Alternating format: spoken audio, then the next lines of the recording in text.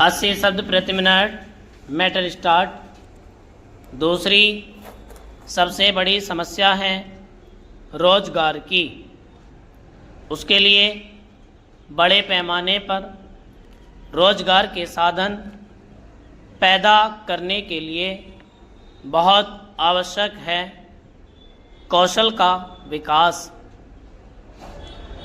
हमें बड़े पैमाने पर एक नए ढंग से प्रशिक्षण की आवश्यकता है जो काम करते हुए ही संभव हो।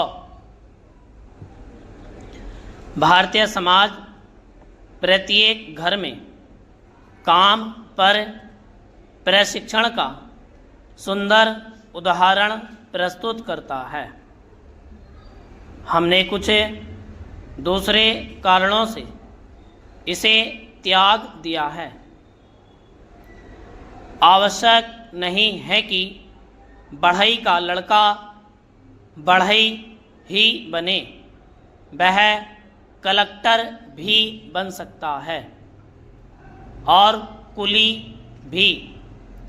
इतनी गतिशीलता तो हम ले आए हैं, पर काम पर प्रशिक्षण के बारे में हमारा क्या विचार है? वह प्रशिक्षण जो बुनकर या बढ़ई या लोहार के लड़के के घर पर ही उपलब्ध था, शायद वह चीज़ें बर्बाद भी करता था और इसलिए अपने पिता से मार भी खाता था, पर कुछ सीखता भी तो था। हम अभी तक इसका कोई विकल्प नहीं खोज पाए हैं। हमें यह बात समझ लेनी चाहिए और इस सच्चाई का सामना करना चाहिए।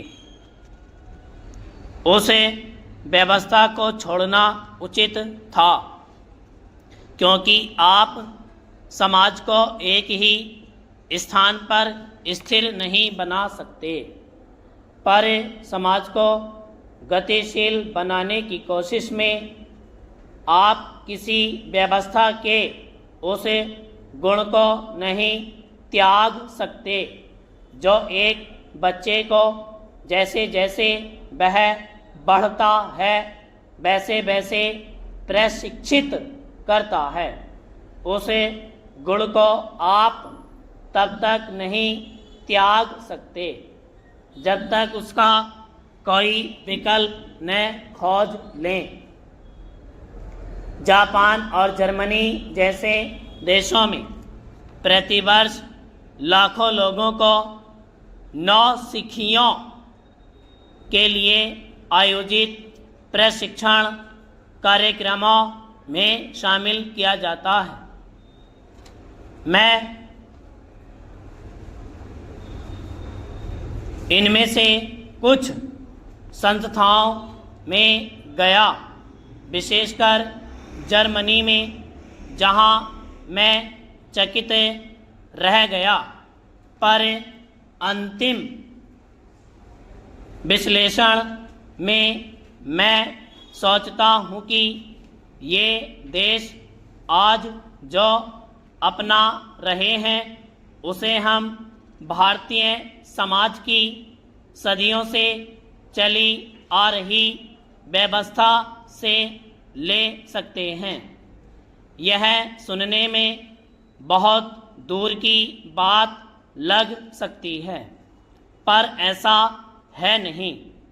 अगर आप सावधानी से तलाश करें तो इस संबंध को देख सकते हैं। हमारे देश के लोगों में जो कौशल है उसका लगातार व्यावसायीकरण करने की आवश्यकता है। जब कभी लोगों को मौका दिया गया है, उन्होंने स्पष्ट रूप से दिखा दिया है कि वे किसी से कम नहीं अत्याधुनिक प्रौद्योगिकी के क्षेत्र में प्रशिक्षण से स्वरोजगार के बहुत से अवसर पैदा होंगे और अर्थनीति के कई क्षेत्रों में उत्पादकता बढ़ेगी। कृषि पद्धतियों में सुधार, पारंपरिक हथकरघा, खादी और ग्रामीण उद्योगों में नई प्रौद्योगिकी और तकनीकों का इस्तेमाल